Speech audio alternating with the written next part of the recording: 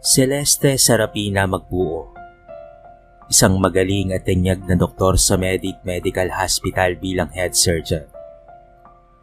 Tinitingala at hinahangaan siya ng lahat ng mga kasama niya sa trabaho dahil sa angking galing niya at maging sa kanyang pisikal na katangian. Minsan na siyang tinaguri ang Miss Beauty and Brain, Dr. Beauty at Miss Dr. Perfect dahil sa kanyang natural na kagandahan. Pero kahit ganoon pa man, ay walang sino bang nagtangkang lumapit sa kanya upang magpahayag ng kanilang mga damdamin dahil alam ng lahat na wala itong oras para sa pag-ibig. Doc, may VIP patient daw na darating at ikaw ang request na tumingin at umasikaso sa kanya. Alang ng isang babae na nasa ilalim ng team niya. Tumango naman siya at tinanggap ang folder na naglalaman ng impormasyon ng pasyente. Napakunot naman ang kanyang noo nang mabasa ang nilalaman noon. Isang minor car accident lamang ang nangyari sa VIP patient at maaari naman iyong gamutin ng ibang mga doktor dahil hindi naman yon ganoon kaseryoso. Tinignan naman niya ang listahan ng ibang mga pasyente na nakaschedule sa ilalim niya. Mas lalong lumalim ang gatla sa kanyang noo nang masasagasaan ng VIP patient ang oras na dapat ay sa pasyente niyang may cancer. Kaya naman kinuha niya ang kanyang telepono at tumawag sa higher-ups upang magreklamo. Hindi ko maaaring ipagpalit ang buhay ng pasyente ko para lamang gamutin ang minor wounds, Chairman.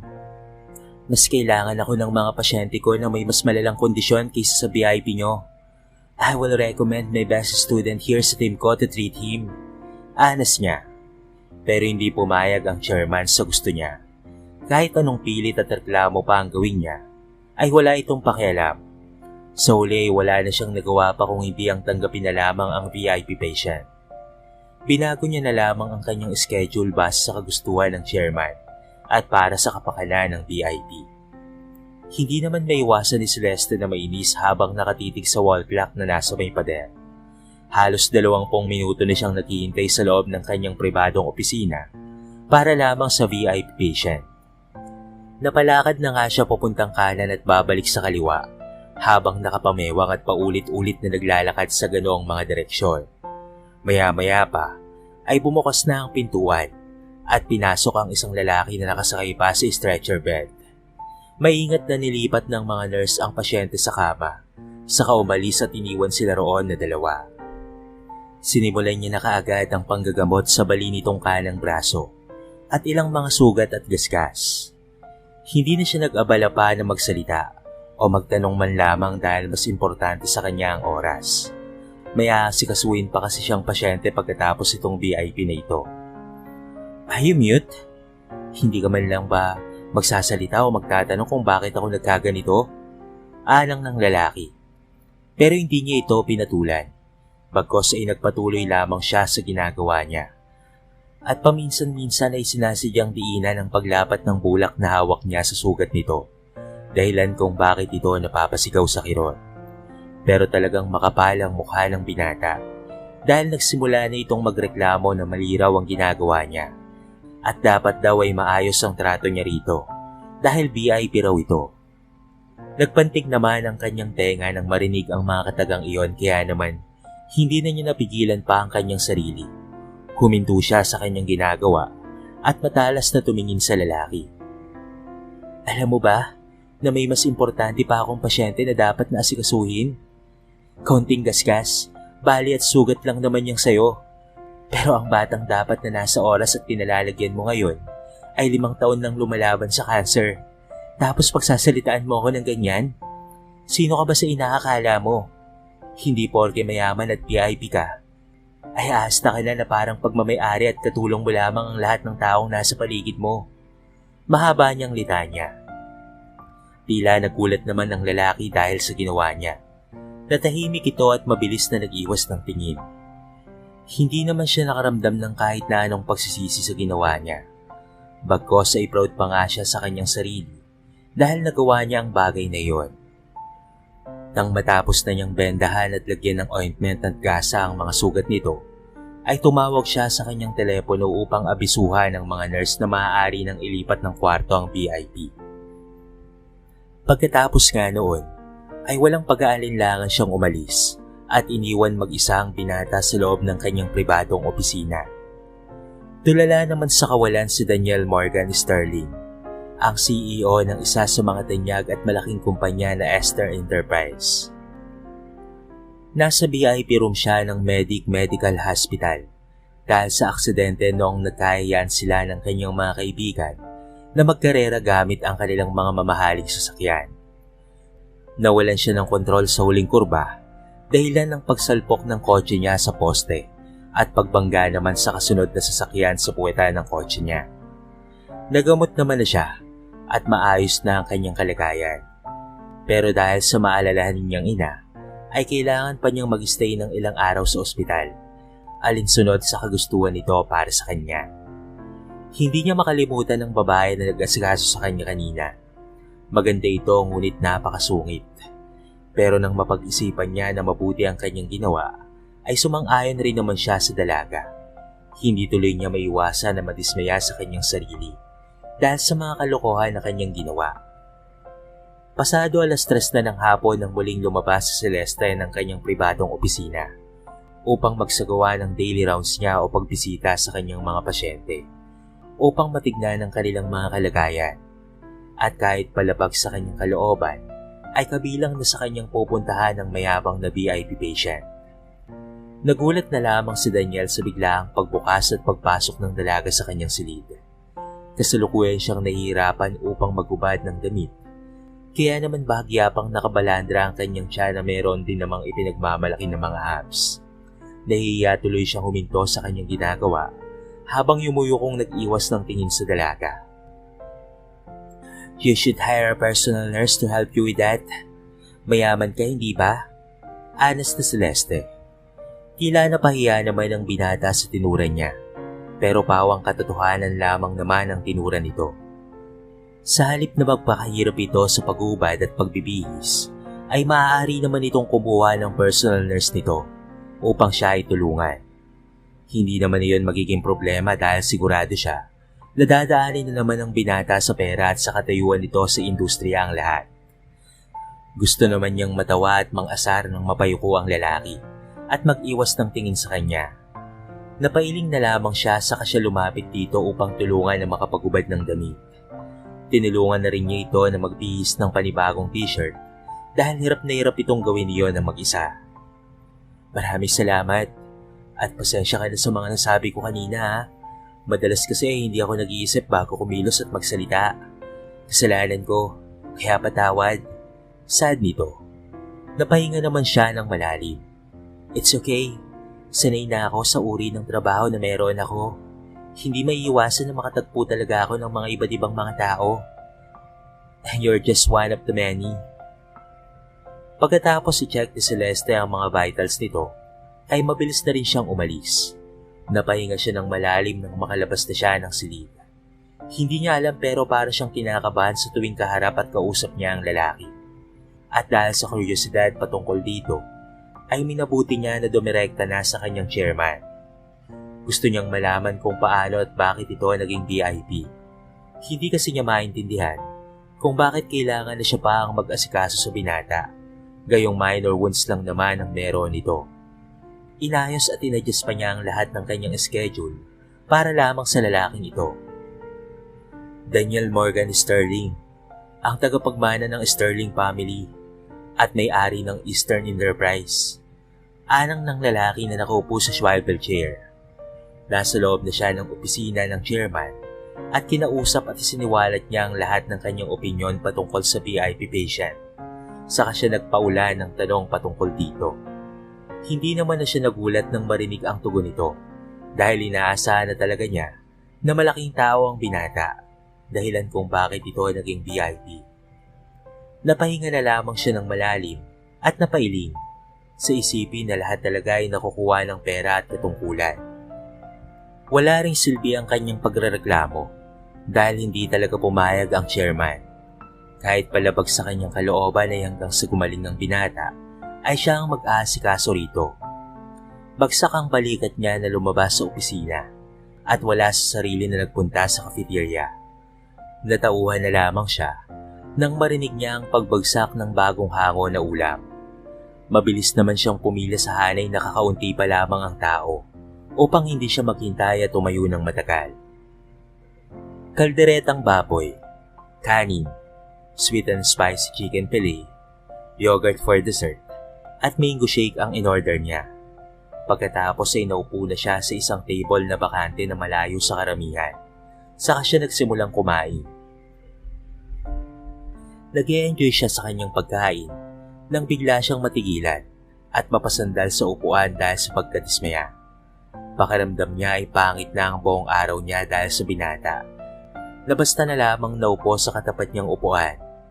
May dala itong bottled milk at prutas at walang pakialam na nagsimula ng kumain. What's with your attitude, Mr. VIP?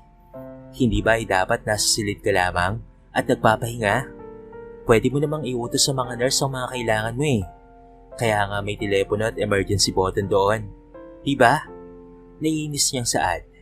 Napakamot naman sa ulo ang binata sa kanito ay tinaas ang dalawang kamay sa ere na para bang sumusuko sa mga otoridad.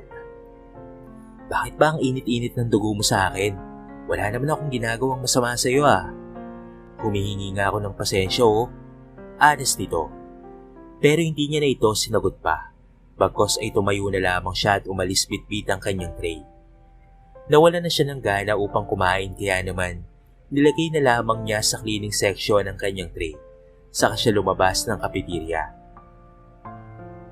Nakapamulsa siya sa kanyang suot na white coat habang naglalakad na nakadagdag ng lakas ng kanyang dating o aura. Pero maya-maya lang ay napahalukip-tip na lamang siya ng kanyang braso sa ibabaw ng kanyang dibdib nang sumabay sa kanyang paglalakad ang binata. Let's be friends, okay? Ani ni Daniel. Pero hindi niya sinagot o binigyan ng pansin ng binata. Bagkos ay pumasok siya sa isang silid kung saan nakakonfine ng batang may cancer.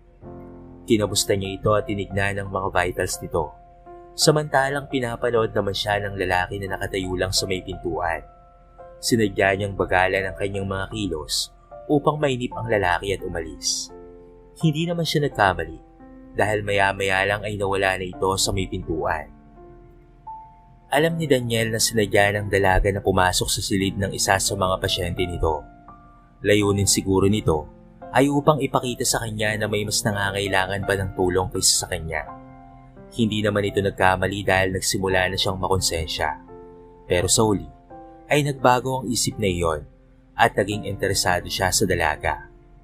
Kakaiba kasi ito sa lahat ng babae na nakilala niya na pera lamang ang habol sa kanya. Sa kabilang banda naman, walang buhay na nakaupo lamang sa Celeste sa kanyang upuan habang binabasa ang mga reports patungkol sa kanyang mga pasyente. May mga progress naman ang mga ito pero kakaunti at mabagal. Hindi tuloy siya mapalagay kung may nagawa ba siyang mali o kulang, kung tama ba ang pag-aalaga niya sa mga ito. Gusto niya silang gumaling at maging maayos ang buhay. Kaya naman gagawin niya ang lahat ng kanyang makakaya upang gumaling lamang kaagad sila. Babalik na sana ang kanyang magandang mood nang makita niya ang pangalan ng binata sa may papel. Naghilom na ang mga sugat nito at tanging ang na-disclose na lamang na braso nito ang kailangan ng pansin. Mabilis naman niyang nilipat sa sunod na pahina ang mga papel dahil bigla na lamang siyang nakaramdam ng pagkainis. Sa araw-araw ay kinukulit talaga siya ng binata.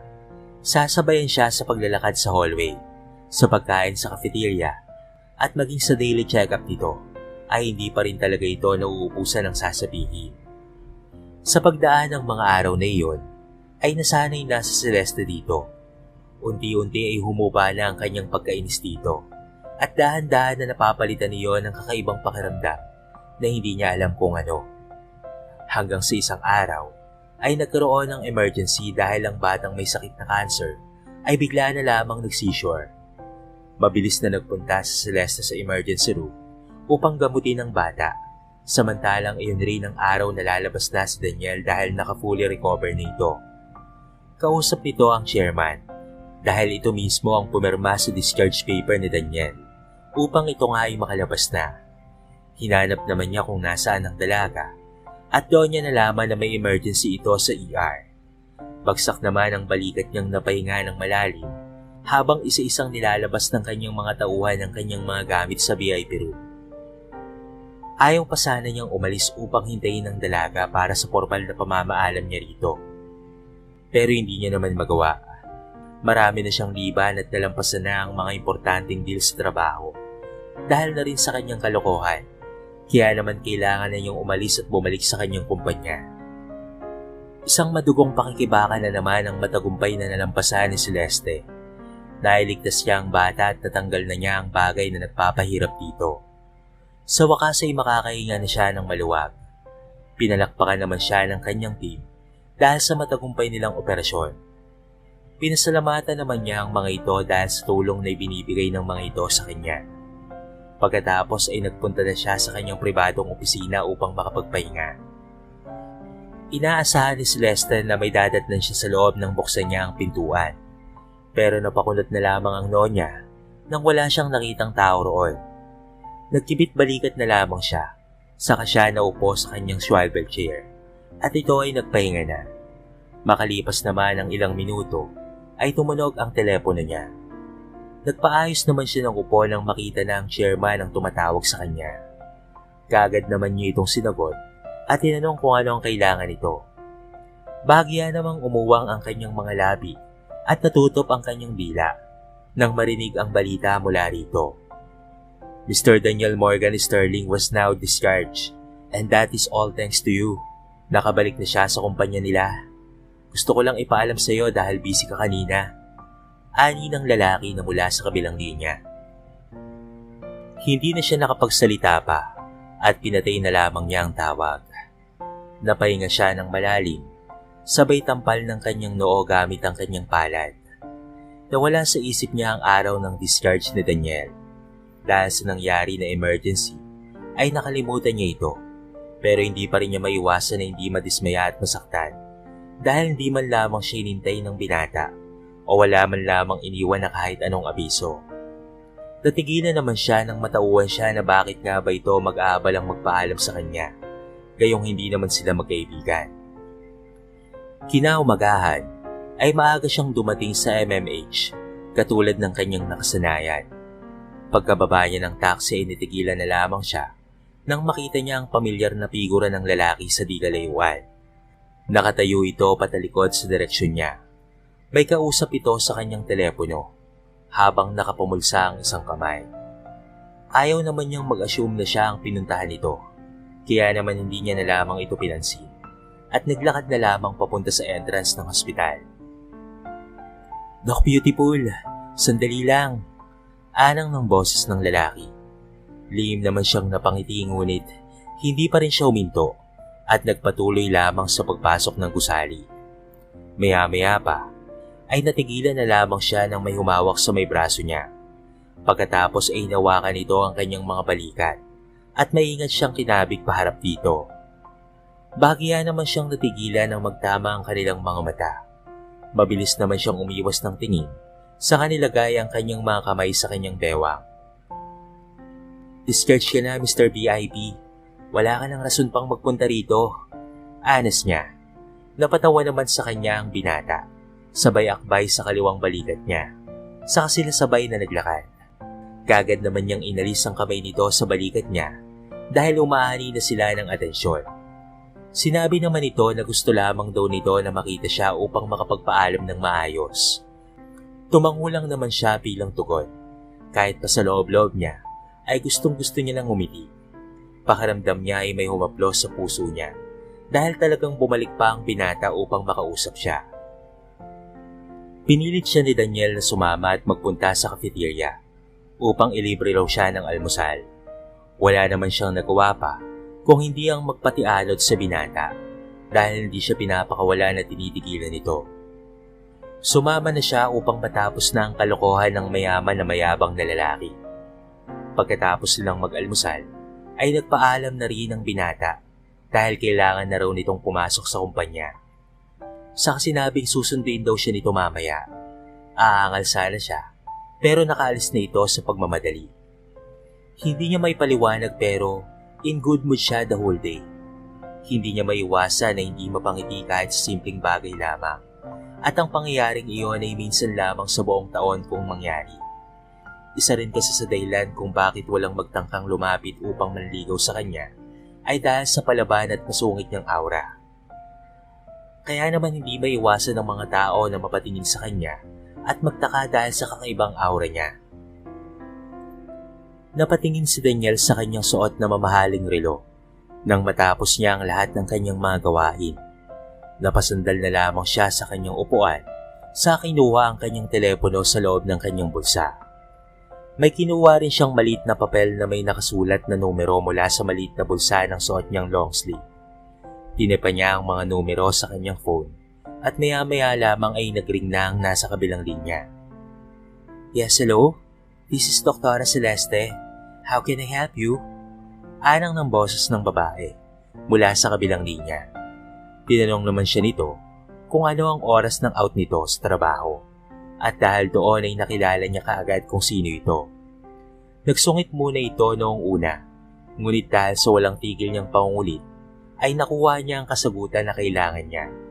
Napatingin naman siya muli sa kanyang mamahaling relo, saka siya tumugon sa dalaga.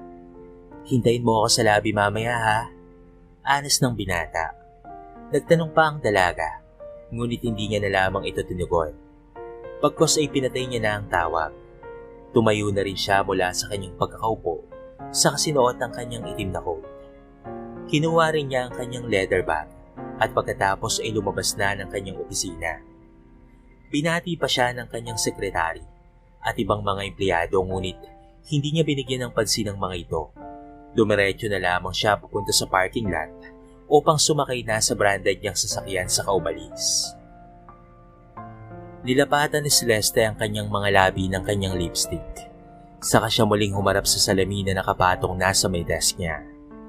Inayos niya na rin ang kanyang kulay itim na mahabang buhok at bahagyang sinuklay iyon.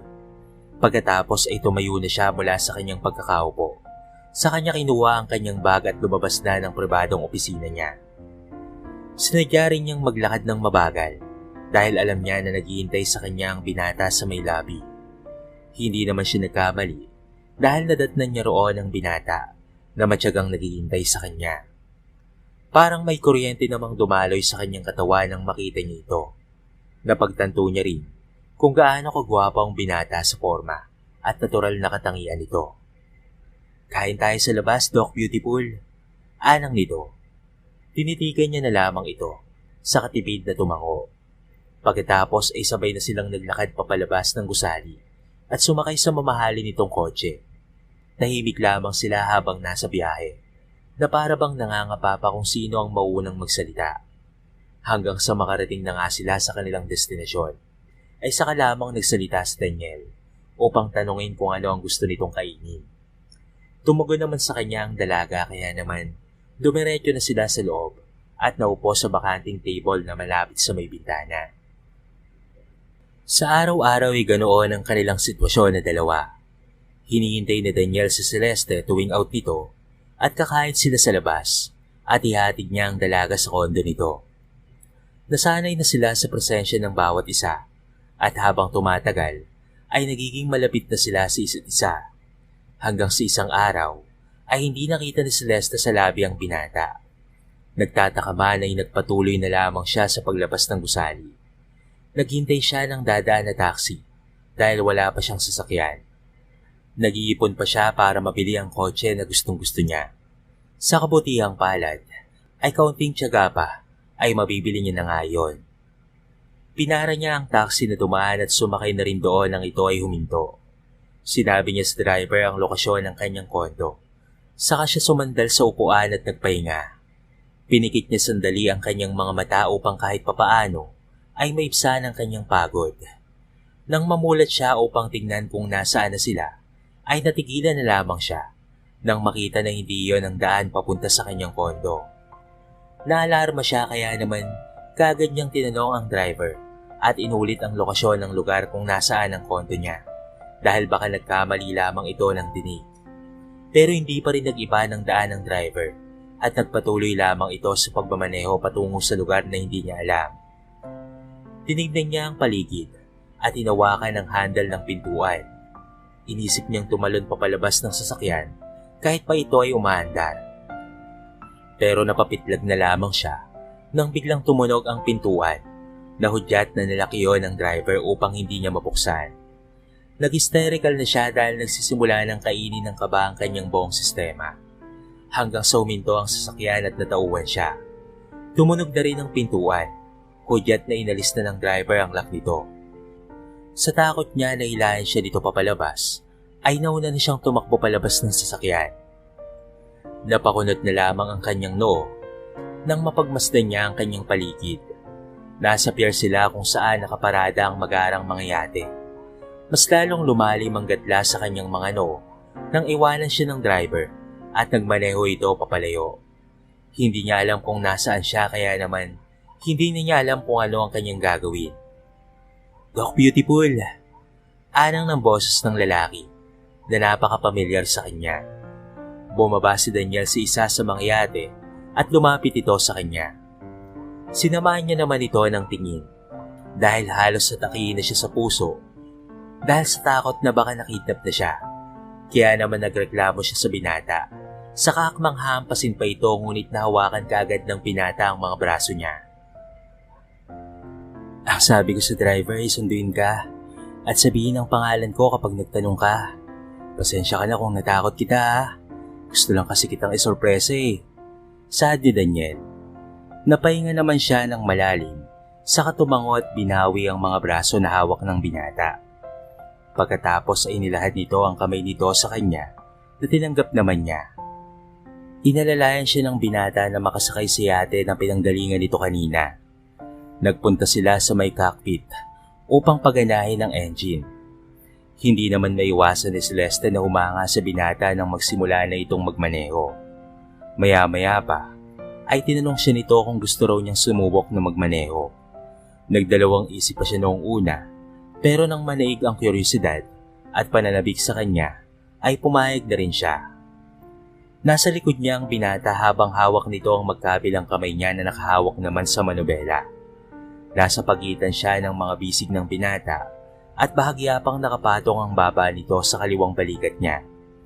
Kaya naman hindi siya makapag-focus dahil halos ilang sentimetro na lamang ang agwat ng mukha nila sa isa't isa.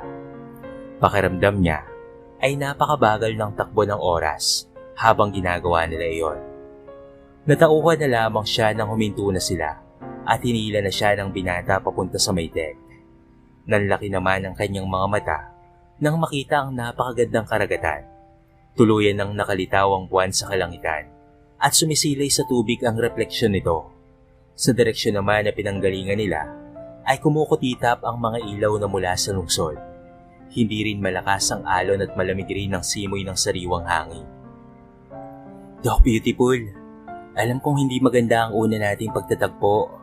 Pero sana ibigyan mo ko ng pagkakataon na mas kilalanin pa kita," anang ni Daniel. Natigilan siya dahil sa sinabi nito. Nanlaki rin ang kanyang mga mata nang maglabas ito ng kulay itim na kahon. Binuksan nito iyon at tumambad sa kanya ang isang gold na kwintas. "Nahagaw mo na ang atensyon ko noong unang beses na nasilayan ko ang iyong kagandahan. Habang tumatagal ay nabihag mo rin ang puso ko, Dr. Celeste. Maaari ba kitang maging kasintahan?" Saad nito. Hindi niya alam kung ano ang kanyang mararamdaman. Sa unang pagkakataon ay may taong nagtapat ng nararamdaman para sa kanya. Nasanay siya sa mga lalaki na hanggang hi at hello lamang. Takot lumapit at hanggang tingin lamang sa kanya. Kaya naman bago sa kanya ang ganoong tagpo, hindi tuloy niya napigilan ang kanyang sarili na tumango. Nilabas naman ni Daniel ang kwintas mula sa kahon at kinabit iyon sa leeg niya. "Napakaganda," ani ni Celeste habang hawak ang bilog na gold na pendant ng kwintas. "Mas maganda ka, Doc Beautiful." Balik naman ang binata. Isang payak ng ngiti lamang ang tinugon niya rito. Pagkatapos ay tahimik nilang pinanood ang karagatan. Nagtagal sila roon ng ilang oras. Doon na rin sila kumain dahil nagpamalas din ang galing sa pagluluto si Daniel na pumukaw muli sa atensyon ni Celeste. Nagkwentuhan, asaran at kulitan silang dalawa hanggang sa makabalik na nga sila sa Pangpang. Hinatid na rin siya ng binata sa kondo niya at nangako na susunduin muli siya kinabukasan sa trabaho. Mas lalong gumanda si Celeste dahil sa ngiti at good mood nito nang pumasok siya sa trabaho kinabukasan. Marami tuloy ang bumati sa kanya pagpasok pa lamang niya ng gusali. Pero ang ngiti na iyon ay bigla na lamang napawi nang biglang magpatawag ng meeting si chairman dahil meron raw emergency patungkol sa MMH. At bilang siya ang head ng mga surgeon, ay kailangan na naroon siya. Nakaharap sa isang malaking isyu ang ospital. Sa katunayan nito, ay kalahati ng pondo ng MMH ay galing sa mga sterling. At ngayon na may umusbong na malaking balita patungkol sa Eastern Enterprise, ay maaaring madawit rin ang ospital. Anang ng chairman, napakunot naman ang kanyang noo dahil sa narinig. Wala naman siyang nababalitaan patungkol sa mga sterling. Masaya pa nga silang dalawa ng binata sa yate nito noong isang gabi. Kaya naman hindi niya maintindihan kung ano ba ang nangyayari.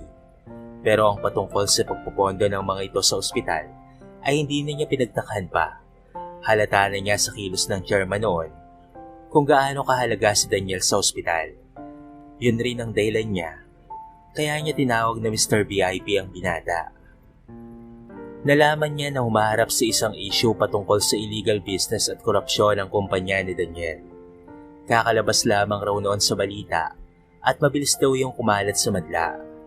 Iniimbestigahan na raw iyon ng mga pulis at dahil doon ay makikita lahat ng mga koneksyon sa kumpanya at madadawit ang ospital.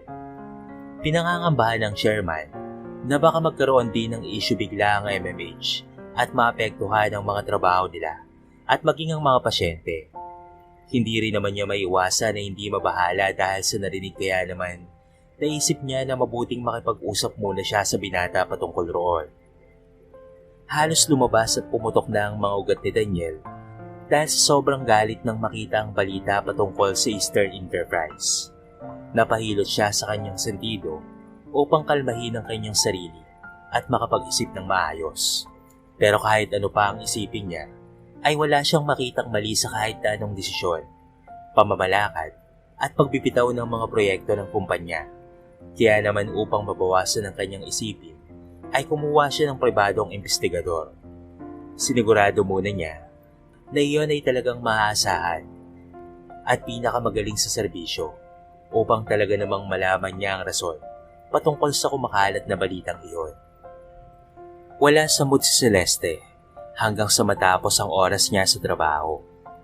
Pinasag na ni chairman at nang kumakalat na issue ang maganda niyang aura, kaya naman hindi niya mapigilan ang kanyang sarili na hindi rin maapektuhan. Nagpunta naman siya sa may labi katulad ng kanyang nakagawian. Ngunit mas bumagsak pa ang balikat niya nang hindi niya nakita roon ang binata. Kaya naman minabuti niya na lamang na sa labas na lamang maghintay. Kinuha rin niya ang kanyang cellphone mula sa kanyang bag upang tignan kung meron bang text o tawag sa kanya ito. Wala naman siyang nakita, kaya naman nagpasya na lamang siyang maghintay dahil baka late lamang ang binata. Hindi niya mapigilan na mainip nang lumipas na ang halos kalahating oras, ngunit wala pa rin ang binata. Napalingon-lingon siya sa paligid habang naglalakad ng mabagal papunta sa pwesto ng mga taxi. Natigilan naman siya nang may mapansin siya na isang figura, ilang metro ang layo mula sa kinatatayuan niya. Kakaway na sana siya roon sa pag-aakalang si Daniel iyon, pero nang mapagtanto niya na hindi niya kilala ang taong iyon, ay hindi na siya nag-alinlangan pang pumara ng taxi at sumakay roon.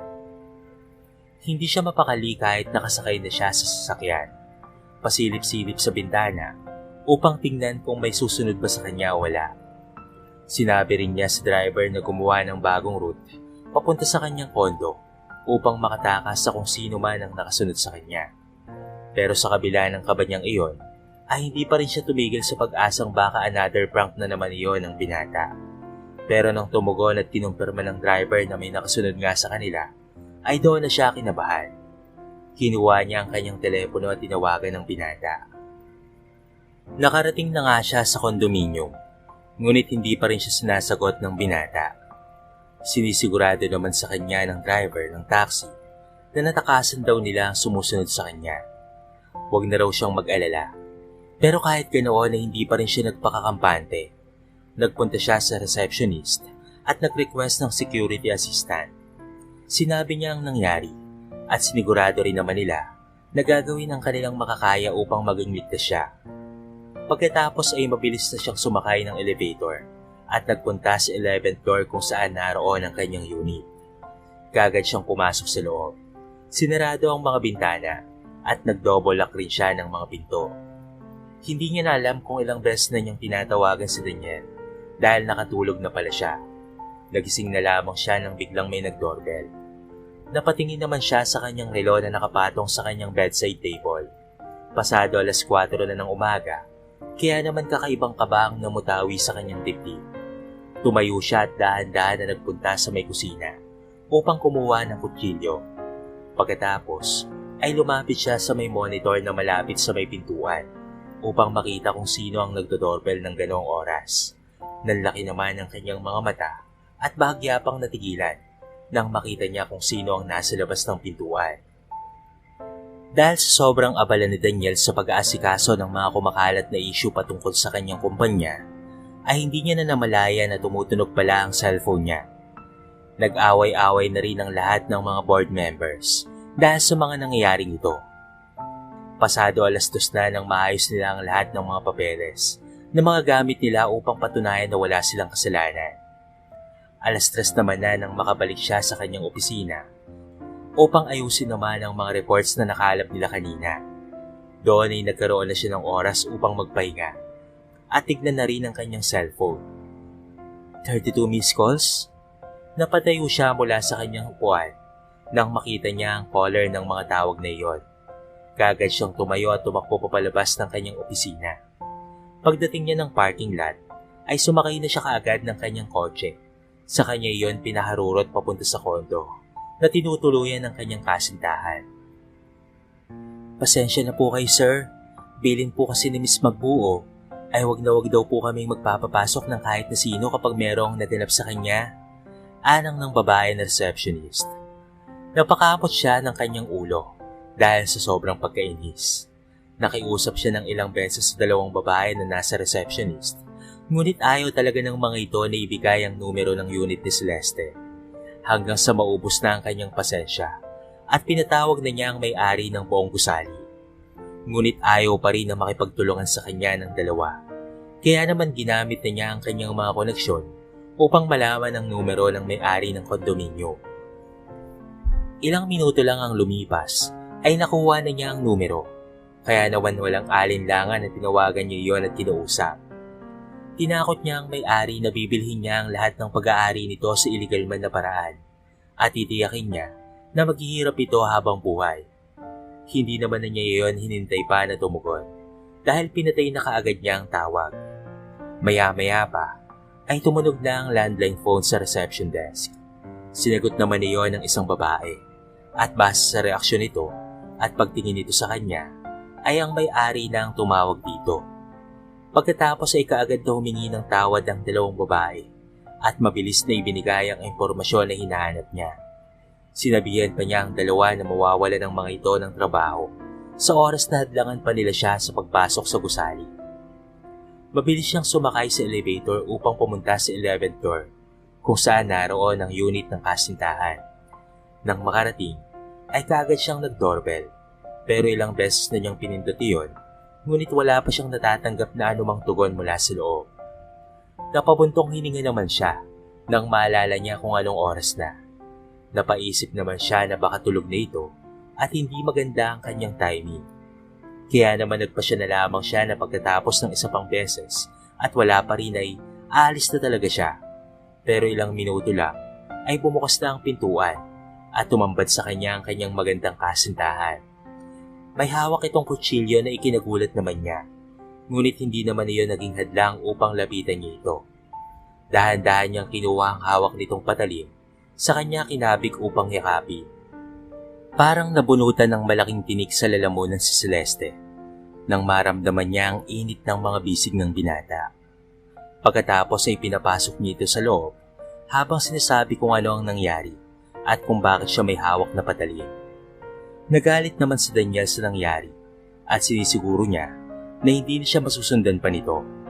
May tinawagan ito sa telepono nito at pagkatapos sinabi na wag na daw siyang mag-alala pa. I'm sorry kung hindi ko kaagad nasagot ang tawag mo ha. Patawad kung wala ako kanina sa tabi mo. May malaki kasing nangyari sa kumpanya. Naipit ako sa trabaho bilang CEO. Kaya naman, ipapahanap ko kung sino man ang sumusunod sa'yo. Hindi ko hahayaan na may mangyari sa'yo na masama. Sad nito. Nagpasalamat naman siya rito. Sa kanya tinanong kung ano ang nangyari sa kumpanya nito. Noong una ay ayaw pang magsalita ng binata. Dahil makakadagdag lamang daw yon sa alalahanin niya. Pero matapos niyang iparamdam dito na pwede na siya nitong pagkatiwalaan, ay bumigay na rin ito. Nakwento na ng binata ang mga nangyari patungkol sa issue. At matyaga naman siyang nakinig dito. Inubos nila ang kanilang oras ng puro kwentuhan lamang at nilang bigayan ng mga payo at opinyon. Hanggang sa sumikat na nga ang araw at kailangan nang pumasok si Celeste sa trabaho. Pagbaba niya mula sa taxi, ay napakunot ang kanyang noo nang makita ang ilang tumpok ng mga tao na nagpuprotesta sa labas ng ospital. May mga hawak pa nga ang mga ito ng mga malalaking placard na may mga nakasulat na mga pang-aalipusta patungkol sa MMH. Mabilis naman siyang naglakad papasok upang makaiwas na sa mga ito. Isang malungkot at mabigat naman na atmosphere ang sumalubong sa kanya nang makapasok na siya sa loob. Lumalaki na ang issue patungkol sa Eastern Enterprise at nadadamay na ang lahat ng mga pinondohan nito. Kahit pa walang ginagawang masama ang ospital, ay may mga tao pa rin na pilit na humahanap ng mga may-aakusa dito. May nabasa siya sa isa sa mga placard patungkol sa pera dahil yung madaming pera lamang daw ang tinatanggap ng MMH. Sa loob ng halos kalahating dekada na magtatrabaho niya sa ospital, ay wala pa siyang nasaksihan na ganoong pangyayari. Kaya naman dahil sa mga nangyayari, ay hindi na rin maganda ang mood niya. Nakita kitang kasama noong CEO ng Eastern Enterprise. Kasalanan niyo kung bakit nagkakaganito ang lahat. Anang ng boses ng babae mula sa likuran niya. Napaarko ang kilay niya, saka siya huminto sa paglalakad at humarap sa babae. Nanay iyon ng isang pasyente na nakaupo sa wheelchair at may bandage sa ulo. Sa itsura nito, ay mukhang nagamot naman ng maayos at maayos na ang kalagayan. Naapektuhan po ba ang pagpapagamot niyo sa issue na yon? Sa pagkakatanda ko, ako ang tumahi sa ulo ng batang yan. Kung alam kong may maririnig pala akong hindi maganda mula sa taong pinaglilingkuran ko at pinag-aaksaya ng oras, sana pala hindi na ako nag-abala pang gamutin ng bata. Wala naman pala kayong utang na loob. Matabang niyang anas. Natigilan naman ang babae. At maging ang bata ay nagalit na rin sa nanay nito. Hindi na niya napigilan pa ang kanyang sarili na magsungit. Uminit kasi ang ulo niya nang marinig niya ang mga katagang tinura ng babae. Bakit naman pati kasi siya ay nadamay? Sa susunod, bago kayo magsalita ng kung ano-ano, ay tiyakin niyo muna kung may katotohanan ng lahat ng lalabas dyan sa bibig niyo. Dagdag pa niya, saka siya muling nagpatuloy sa paglalakad. Nagpunta siya sa may opisina at bagsak na napaupo sa kanyang upuan. Lecturing ang schedule niya, kaya naman pabor sa kanya ang buong maghapon. Hindi kasi siya makakapag-focus ng maayos sa paggagamot kung sakali na may naka-schedule sa kanya. Bad trip na siya at wala sa kondisyon upang magpakadoktor. Maya-maya pa ay may kumatok na sa pintuan ng kanyang opisina. Pumasok ang mga new doctors na kailangan pa ng dagdag kaalaman. At dahil matagal na siya at marami ng mga nagawang successful na operations, ay siya ang naatasan ng chairman na magsagawa ng lectures once a week sa ibang mga surgeons na mostly ay mga nasa ilalim niya. Minsan ay hinahayaan pa niya ang mga ito na manood kapag nagsasagawa siya ng actual na operation upang mas maintindihan nila yon.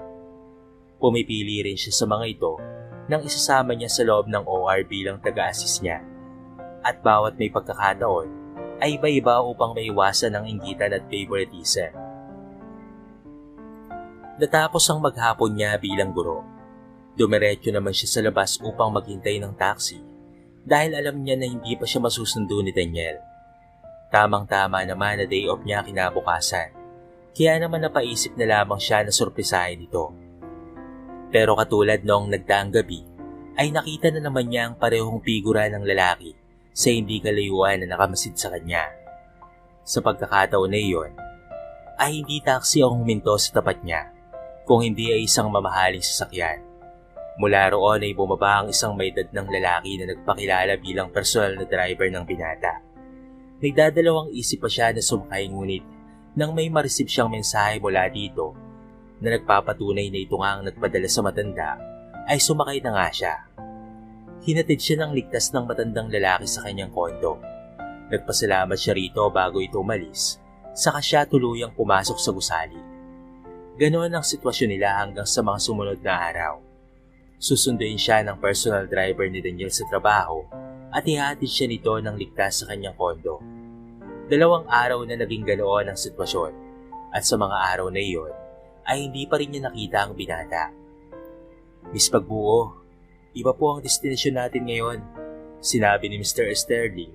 Naihatid ko raw po kayo sa isang restaurant. Sad ng medyo may edad ng lalaki.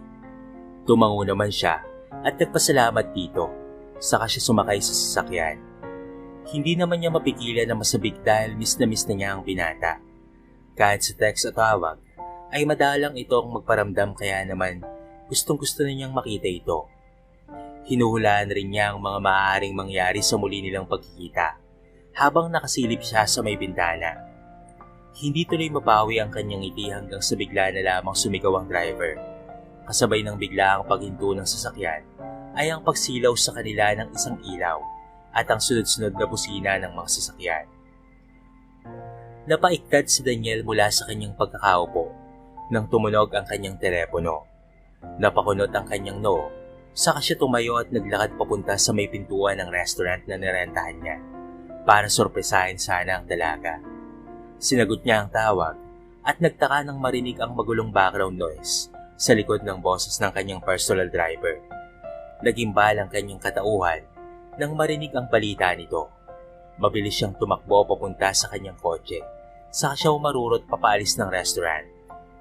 Malaki ang hakbang niya na pumasok ng medical hospital upang puntahan ang kanyang kasintahan roon. Puno ng pag-aalala at kaba ang kanyang dibdib, kaya naman hindi na siya mapakalipa. Patakbo siyang nagpunta sa silid kung saan dinala ang dalaga upang tignan ang kalagayan nito. Celeste, pulalas niya nang makapasok na siya sa loob ng silid. Nakaupo si Celeste sa kama habang ginagamot ng mga nurses ang mga sugat nito. Putok ang gilid ng pang-ibabang labi nito. May maliit ding sugat ang gilid ng noo nito at kanang bahagi ng braso nito. Mabilis siyang lumapit dito at tinignan kung meron pa itong natamong pinsala bukod roon. Minor cuts at scratches lang ito, Daniel. Okay lang naman ako, huwag ka nang mag-alala. Ani ng dalaga. Napahinga naman siya ng maluwag nang marinig ang tinura nito. Nagpapasalamat siya at walang natamong malaking pinsala ang dalaga. Dahil kung meron, ay sigurado na masisiraan na siya ng bait. Tiyak niyang hindi na niya malalaman kung ano ang uunahin. Ang kumpanya ba, issue, o ang kasintahan kung sakaling may masamang nangyari dito. Pagkalabas naman ng mga nurses, ay pumasok ang personal driver niya na nagtamo naman ng mas maraming mga minor wounds. Kinamusta niya ang matanda, saka siya nagtanong kung ano ang nangyari. Bigla na lamang pong may bumangga sa amin na sasakyan. Sa palagay ko ay sinadya ang bagay na yon, Mr. Sterling. Anang ng lalaki. Napaisip naman si Daniel dahil sa sinabi nito. Malakas rin ang kutob niya na may koneksyon ng lahat ng mga nangyayari. Kaya naman kaagad niyang tinawagan ang kanyang private investigator upang alamin na ang lahat. Hindi na siya papayag na masaktan pang muli ang dalaga ng dahil lamang sa gusot na meron siya. Ramdam at kita ni Celeste ang pag-aalala ng binata sa kanya. Alam niya na sinisisi na nito ang sarili dahil sa mga nangyari. Kaya naman hinawakan niya ang kamay nito at ikinagulat naman ang binata. Pagkatapos ay ngumiti siya rito at sinabing maayos lamang siya. Pero naputol ang momentum niya nang biglang may pumasok na babaeng nag-aalala at aligaga ang itsura. Dumakaw ang atensyon nito sa binata, saka ito tumakbo papalapit dito. OMG Morgan, kamusta ka? Nagmamadali ako nang marinig kong nasa ospital ka raw. Anang ng babae. Natigilan sandali ang binata ngunit kaagad rin namang natauhan. Tumayo ito at hinarap ang babae. Tinanong ni Daniel kung bakit ito naroon at kailan pa ito umuwi ng bansa.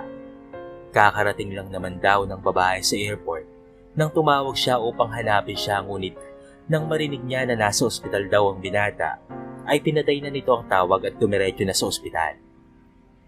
Hindi ako nasaktan, Bridget, pero ang kasintahan kong si Celeste, oo. Ano bang kailangan mo? Ba't bang naanas ni Daniel?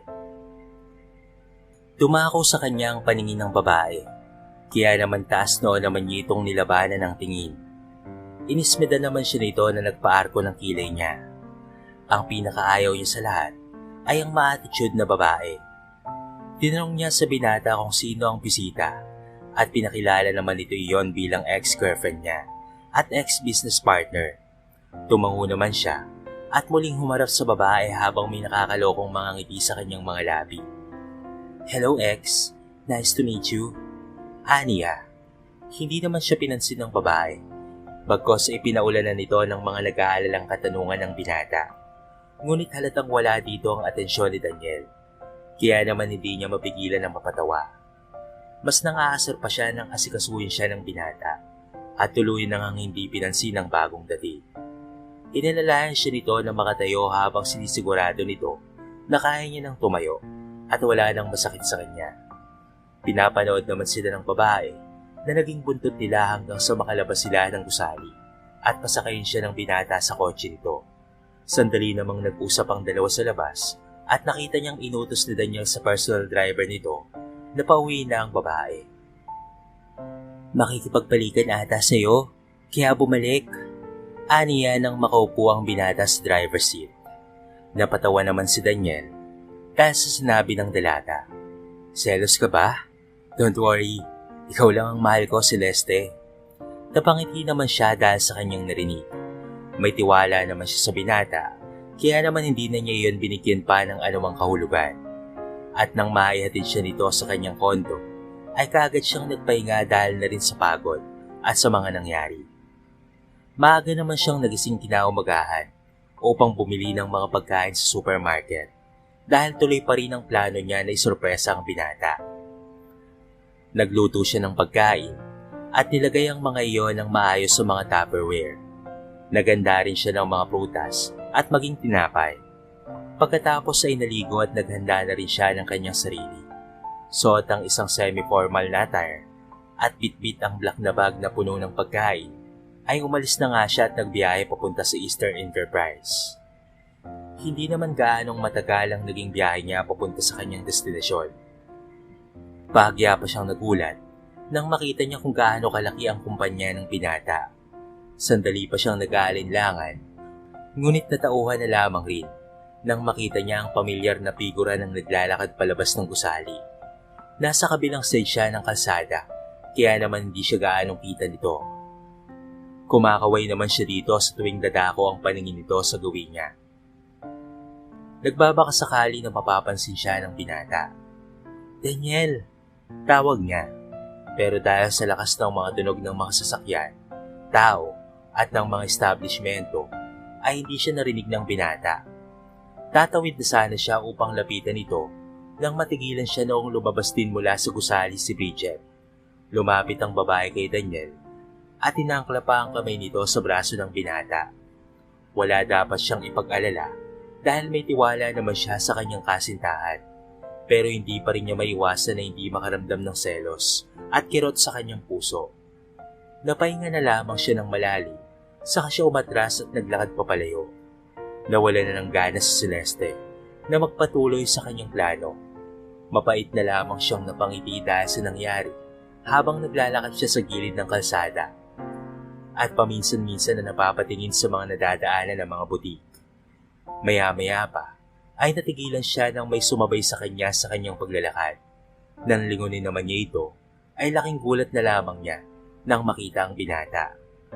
Ang bilis mong maglakad, bakit hindi mo ko inintay? Anas nito, napaiwas naman siya ng tingin sa nagkibit balikat. Narinig naman niyang bahagyang napatawa ang binata, saka nito kinuha ang dala niyang bag. Hinawakan rin ito ang kanyang kamay at giniya siya bahagya papunta sa kung saan. Napatianod na lamang siya dito hanggang sa makarating sila sa isang parke. Naupo sila sa upuan na yari sa bato na may lamesang yari naman sa semento. Doon ay isa-isang nilabas ng binata ang hinanda niyang pagkain habang isa-isa rin itong pinupuri ang mga iyon. "Salamat dito, Celeste ha," ani nito. Wala pa sana siya sa mood, ngunit dahil sa pangungulit ng binata ay unti-unting bumalik siya sa tamang wisyo. Magkasalo silang dalawa na kumain habang nagkwentuhan at nagmamasid sa paligid. Sinabi sa kanya ni Daniel ang lahat ng nangyari dito, maging ang pangungulit ni Bridget at ang mga ginagawa nito upang umusad ang isyu patungkol sa kumpanya. Nakinig na lamang siya rito at paminsan-minsan rin ay nagbibigay ng sarili niyang opinyon. Pagkatapos nilang kumain ay magkahawak kamay silang naglakad sa parke. Paminsan-minsan silang tumitigil upang tingnan ang mga maliliit na mga tindahan ng mga souvenir at pati na rin ang mga street foods. Napatigil lang rin sila sa paglalakad nang tumunog ang cellphone ni Daniel. Matatapos na ang lahat sa wakas. Pulalas nito na ikinagulat naman niya. Tinanong niya ang binata kung ano ang nangyari. Tumawag raw dito ang private investigator nito at sinabing nakakalap na raw ito ng matibay na ebidensya at alam na nila kung sino ang salarin. Masaya naman siya para dito at nagpresenta pa na sumama kay Daniel pabalik sa kumpanya nito. Hindi pinakawalan ng binata ang kamay niya kahit pa pinaulanan sila ng mga matataas na tingin nang makapasok sila sa gusali. Wala naman siyang pakialam roon, kaya naman taas na lamang siya na sumama sa binata hanggang sa opisina nito. "Bakit naman ang tagal mong bumalik, Morgan?" Anang ng babae na nakaupo sa upuan ni Daniel. Napataas naman ang kilay niya nang makita si Bridget na nakaupo sa pwesto na dapat ay sa binata. Bahagya pa itong nagulat nang makita na kasama siya ni Daniel, ngunit kaagad ring nakabawi. Tumayo ito at dahan-dahan na lumapit sa kanila, saka ito naupo sa dulo ng desk ng binata habang nakaharap sa kanila. Halata sa mga kilos nito na inaakit nito ang kasintahan, kaya naman hinigpitan niya ang pagkakahawak niya sa kamay ng binata. "Hanga talaga ako sa iyo, Bridget. Hindi ka pa rin nagbabago," saad ni Daniel. Napangiti naman ang babae dahil sa tinura nito. Hindi naman mapigilan ni Celeste na mapaismid ng subukan na namang mang-akit ng babae sa pamamagitan ng pagpapakita ng legs nito. Mas tumaas pa ang arko ng kilay niya nang subukang abutin ni Bridget ang necktie ni Daniel. Mabuti na lamang at napaatras ang binata, dahilan kung bakit nahulog rin ang babae mula sa pagkakaupo nito sa may desk. Magrereklamo sana siya sa inaasta ng higan nang biglang may kumatok. Pumasok naman ang matandang lalaki na personal driver ni Daniel, kasama ang isa pang lalaki na may bitbit na isang folder. Iginiya naman siya ng binata papalapit sa may couch at doon sila naupo. Nakayupo na rin sa tabi nito ang babae at sa katapat naman nilang couch na upo ang dalawang bisita. "Nakumpleto ko na po ang lahat, Mr. Sterling. Tumawag na rin po ako sa mga pulis at ilang taga-media. Papunta na po sila rito," saad ng lalaki. Tumango naman si Daniel bilang tugon rito, samantalang hindi naman mapakali si Bridget mula sa pagkakaupo nito. Maya-maya pa ay binuksan ng bisita ang folder na bitbit nito at nilagay sa lamiseta na nasa gitna. Napatayo naman ang higad at nagsimulang magtanong patungkol sa mga papelas na nilabas ng lalaki. "Wala ka nang kawala, Bridget. Akala mo ba talaga hindi ko malalaman ang lahat? Ikaw ang gumawa ng issue patungkol sa kumpanya. At ikaw rin ang nag-utos na pasundan at sagasaan si Celeste," anas ni Daniel. Nilabas at kinalat isa-isa ng lalaki ang mga papeles at litrato na nagpapatunay na si Bridget nga ang nasa likod ng lahat. Mariin naman iyong itinanggi ng babae at inakusahan pa na si Celeste ang nag-frame up sa kanya. "Sumuko ka na, Bridget," dagdag pa ng binata. Pero talagang matigas ang higad dahil pilit nitong ginigit na wala raw itong kasalanan. Hindi raw nito alam kung ano ang mga iyon at bumalik lamang raw ito sa bansa upang makita ang binata. Pinasa pa nito sa kanya ang mga binibintang na krimen at sinabing obsessed daw siya kay Daniel, kaya niya nagawa ang bagay na iyon. Isang payak ng ngiti at tawa na lamang ang itinugon ni Celeste, na mas lalo lamang nagpadagdag pa ng inis nito. Wala akong alam sa mga bagay na yan. Bakit ko naman gagawin yan sa lalaking mahal ko? Nagkakamali lang kayo. Angil nito. Kinuha ni Bridget ang bag nito at akmang aalis na sana.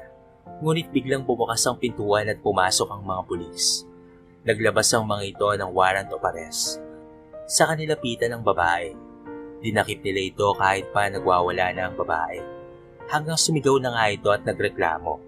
Pagkatapos ay kinaladkad na ng mga pulis ang babae papalabas ng opisina. Sinabihan siya ng binata na manatili na lamang siya sa loob ng opisina nito. Meron kasing mga media sa labas at ayaw nito na madamay siya. Tumango naman siya at nangako na hindi na siya lalabas kahit anuman ang mangyari. Dinumog naman ng media si Bridget nang makalabas ito ng kumpanya at pinaulanan ng mga katanungan na pinili nitong hindi tugunan. Dinakip ng mga pulis si Bridget at sumama naman si Daniel dito upang mag-apela ng kaso at linisin ang pangalan nito at ng kumpanya. Dinaluhan naman siya ng personal driver nito at nagpresenta na rin na iatid siya sa kondo niya. Sa likod ng gusali rin sila dumaan upang makaiwas sa mga media at sa kaguluhan ng mga tao sa harapan. Hindi naman siya nagreklamo, bagkus ay nagpasalamat siya nang maihatid siya nito ng ligtas. Mabilis na kumalat ang balita patungkol sa pagresolba ng issue ng Eastern Enterprise at ang patungkol kay Bridget. Dahil doon, ay unti-unti na ring humupa ang tensyon ng mga tao at isa-isa na ring bumabalik sa dati ang lahat. Wala na ang mga nagwawelga sa harapan ng opisina nang pumasok siya kinabukasan. Nagsagawa rin ng press conference si Daniel upang linawin ang issue at tuluyan na talagang matapos iyon. Sa telebisyon lang naman niya sinubaybayan ng lahat dahil nauunawaan niyang abala pa ang binata sa pagresolba ng lahat. Makalipas ang ilang mga araw ay tuluyan nang nawala ang issue patungkol sa Eastern Enterprise. Napagtagumpayan ni Daniel ang kaso at nakulong nga si Bridget base sa mga nakuwang ebidensya laban dito.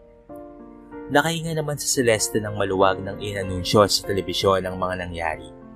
Dahil doon ay hindi na rin siya makapaghintay pa na makita ang binata upang mayakap ito at mabigyan ng tamang pagbati para sa matagumpay nitong pagresolba sa lahat. Pero ilang araw na ang lumilipas, ngunit hindi pa rin niya ito nakikita sa may labi ng ospital upang sunduin siya. Hindi tuloy niya maiwasan na hindi mag-alala. Hanggang sa isang araw, ay nakatanggap siya ng tawag mula sa chairman. Kakauwi pa lamang niya noon galing sa trabaho nang pinabalik siya sa ospital dahil sa isang emergency raw. Nagmadali naman siya at muling pumara ng taxi. Meron raw car accident at malala raw ang lagay ng driver. VIP raw yun kaya naman wala siyang ibang pagpipilian kung hindi ang bumalik. Isa pa ay may kung anong kaba na bigla na lamang bumalot sa kanya nang marinig niya ang salitang VIP. Pagkatapos ng ilang minutong biyahe, ay nakarating na nga siya sa MMH. Dumiretso kaagad siya sa ER upang tignan ang pasyente. Nakita pa niya ang mga doktor na under niya, na naghihintay sa kanya sa labas ng ER. Sinabi ng mga ito ang kalagayan ng pasyente at nang tanungin niya kung sino iyon, ay para bang nablangko ang kanyang utak. Bigla ay uminto ang lahat sa kanyang paligid at parang sirang plaka na paulit-ulit na umuugong sa tenga niya ang pangalan ng pasyente. CEO ng Eastern Enterprise, Doc, Daniel Morgan Sterling. Hindi na nagsayang pa ng oras sa Celeste at kaagad siyang pumasok sa loob. Pero sa halip na dugo ang pasyente ang makita niya sa loob, ay malayo sa kung anong inaasahan niya ang tumambad sa kanya. May mga kulay pulang balon na naipon sa may kisame dahil hindi na ito makakalipad pa higit doon. May mga petals na nakakalat sa sahig at higit sa lahat ay nakaluhod na ang binata gamit ang isang tuhod nito habang nakaharap sa kanya at malawak ang ngiti. Hindi nakakatuwang biro ang sabihin sa aking na aksidente ka, Daniel. Anos niya. Napatawa naman ang binata, saka ito nagkibit balikan. Labas nito ang isang maliit na kahon na kulay pula, saka iyon binuksan. Tumambad naman sa kanya ang isang magandang singsing na may lamang diamante sa gitna. Doktora Celeste Sarapina Magbuo, will you be my wife? Alam kong pakiramdam mo ay nagmamadali ako, pero gustong gusto na kitang makasama. Gusto ko marami pa tayong magagawang magagandang mga alaala na magkasama. Tatanggapin mo ba na maging kabi ako habang buhay? Ani ng binata. Tama ang binata. Pakiramdam ni Celeste ay napakabilis ng lahat, pero hindi na sila pabata at gusto rin niya na makasama ang binata at makagawa pa sila ng bago at masayang mga alaala. Kaya naman hindi na siya nag-alinlangan pa at mabilis na lamang siyang tumango. Tumugon siya ng oo at lumapit sa binata upang tulungan ito na makatayo. Pagkatapos ay hinayaan niya ito na isuot sa daliri niya ang singsing. Saka sila nagkayakapan, kasunod ng mga palakpakan sa paligid. Kasabwat pa nila ang chairman ng ospital at pati na rin ang mga doktor na under niya. Pinagalitan pa niya ang binata dahil sa pagsinungaling nito patungkol sa kalagayan niya. Isiniwalat niya na natakot siya nang marinig niya na malala ang kondisyon nito at bilang parusa sa binata ay ito ang pinagligpit niya ng mga kalat na lobo, petals at pati na rin iba pa. Wala namang nagawa si Daniel kung hindi ang sumunod na lamang dahil nakabantay sa kanya ang dalaga. Buwan ng Mayo, araw ng Huwebes, ay kaarawan ng dalaga. Isang simpleng selebrasyon lang naman ang ginawa nilang dalawa. Nanood sila ng sine, kumain sa labas, at nag-shopping sila hanggang sa 3:00 ng hapon. Pagkatapos ay nagpunta sila sa isang malayong lugar, ngunit bakanting lote. Nagtaka pa nga ang dalaga dahil sa lupain na nasa harapan nito, kaya naman hindi na nito maiwasan pang magtanong. Nagpalabas naman si Daniel ng malaking kahon at binigay iyon sa dalaga.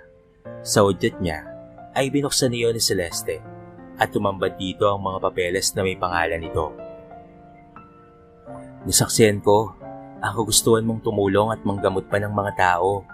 Kaya naman mahal, binibigay ko sa iyo ang oportunidad na magkaroon ng sarili mong ospital. Ani ng binata. Malalaki ang mga mata ng dalaga na tumingin sa kanya, saka ito lumapit at patalo na yumakap. Nagpasalamat ito sa kanya at pinaulanan pa ng mga halik ang kanyang buong mukha. Hindi naman niya maiwasan na mapatawa dahil dito, kaya naman gumanti rin siya at inalikan naman ito sa mga labi. Thank you so much, Daniel.